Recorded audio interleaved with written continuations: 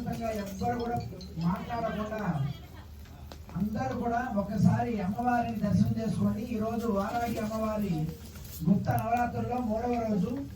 అమ్మవారికి ఈరోజు ప్రియమైన నామం వచ్చి గిరిజాయై నమః అనేటువంటి నామంతో ఈరోజు అమ్మవారిని వారాహి అమ్మవారిని కానీ స్మరిస్తే అమ్మవారు సకల శుభాన్ని ప్రసాదిస్తారంట. కాబట్టి వారాహి ఎప్పుడు కూడా లలిత అమ్మవారి సైన్యాధ్యక్షురాలుగా ఉంటుంది. ఆమె రక్తపితాక్షుని సంహారం చేసి లోకాలన్నింటినీ కాపాడాలి. అంబా శాంబవి చంద్రమౌళి అపర్ణ ఉమా పార్వతి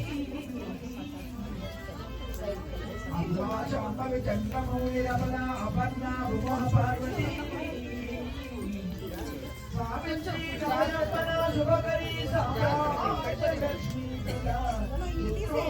వరదేవత భగవతి వారాహి నమోస్తుతే సర్వమంగళ మాంగళ్యే శివే సర్వార్థ సాధికే శరణ్యే త్ర్యంబకే వారాహి నమోస్తుతే. అమ్మవారు మానవ రూపంలో కొలిస్తే లక్ష్మీ అమ్మవారు. అదే అమ్మవారిని శూకర ముఖంతో కొలిస్తే వారాహి దేవతగా. ఈరోజు పెద్ద పెద్ద పదవుల్లో ఉండేటువంటి వాళ్ళు అమ్మవారి కృపాకటాక్ష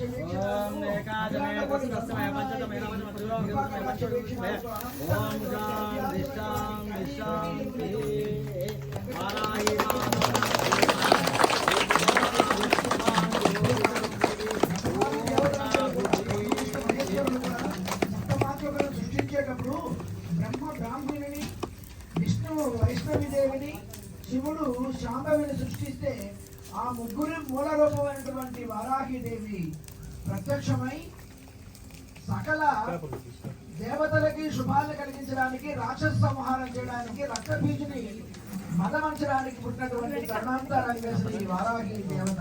అమ్మవారి ప్రసన్నం చేసుకోండి. శ్రీమన్నారాయణ కృపా దశావతారాల్లో కూడా